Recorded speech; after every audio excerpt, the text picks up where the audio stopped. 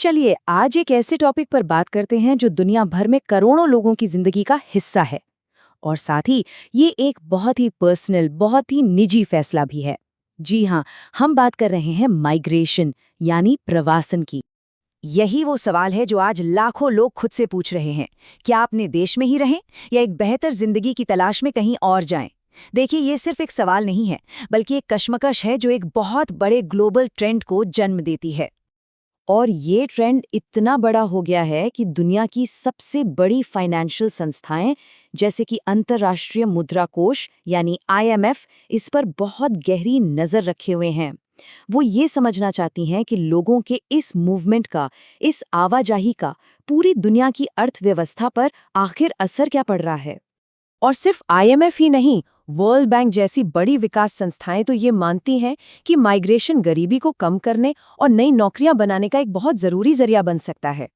और फिर आते हैं OECD जैसे पॉलिसी ग्रुप्स जो माइग्रेशन के ट्रेंड्स को एनालाइज कर रहे हैं ताकि दुनिया भर के देश इसके लिए बेहतर से बेहतर नीतियां बना सकें। तो चलिए इसी में थोड़ा और गहराई से उतरते हैं।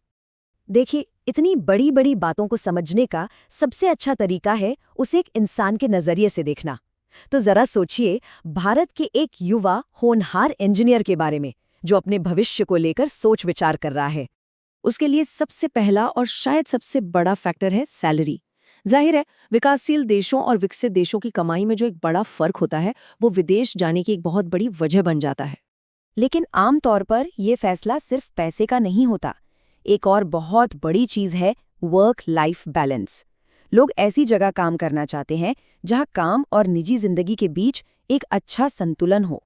और फिर आते हैं मौके यानी अपॉर्चुनिटीज, बेहतर पढ़ाई लिखाई और स्पेशल करियर रोल्स तक पहुंच। विदेश में ये मौके ज्यादा आसानी से मिल सकते हैं। तो साफ है, ये इक्वेशन सिर्फ सैलरी का नहीं है, इसमें कई चीजें जुड़ी हुई हैं।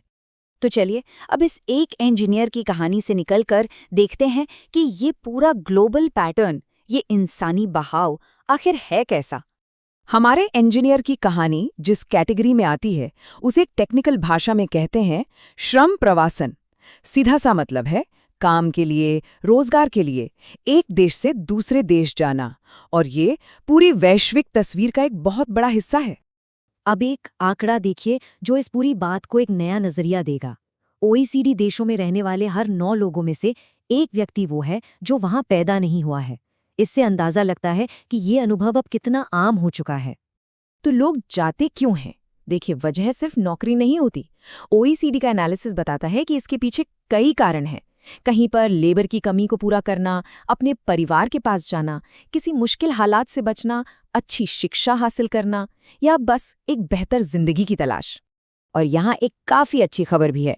OECD के मुताबिक 2023 में बाहर से आए लोगों की रोजगार दर यानी एम्प्लॉयमेंट रेट रिकॉर्ड स्तर पर पहुंच गई। ये दिखाता है कि उनका नए समाज में आर्थिक रूप से जुड़ना कामयाब हो रहा है। अब बात करते हैं इसके आर्थिक असर की। और ये बिल्कुल एक सिक्के के दो पहलुओं जैसा है, जहां भेजने वाले देश और बुलाने वाले देश दोनों के लिए इसके अलग अलग मायने हैं। यहाँ पर एक बहुत बड़ी बहस है, खासकर कुशल लोगों के माइग्रेशन को लेकर। जो देश भेज रहा है उसके लिए ये ब्रेन ड्रेन कहलाता है, मतलब अपने होनहार लोगों को खोना। वहीं जिस देश में लोग जा रहे हैं उसके लिए ये ब्रेन गेन है, यानी टैलेंट का आना। और माइग्रेशन का असर वो बहुत गहरा और दूर तक जाता है। ये एक लहर की तरह है जो लोकल जॉब मार्केट से लेकर देश के टैक्स, नए आइडियाज, खास इंडस्ट्रीज और यहाँ तक कि ग्लोबल सप्लाई चेन तक हर चीज को प्रभावित करता है। इससे इस मुद्दे की जटिलता साफ पता चलती है, क्योंकि आखिर में ये सब इंसानों की तरक्की से जुड़ा है, उनकी बेहतरी से जुड़ा है। जैसा कि वर्ल्ड बैंक कहता है, नौकरियां ही वो सबसे पक्का रास्ता है जो लोगों और समाज को गरीबी से बाहर निकालती हैं, और माइग्रेशन अक्सर इसी रास्ते की एक तलाश है।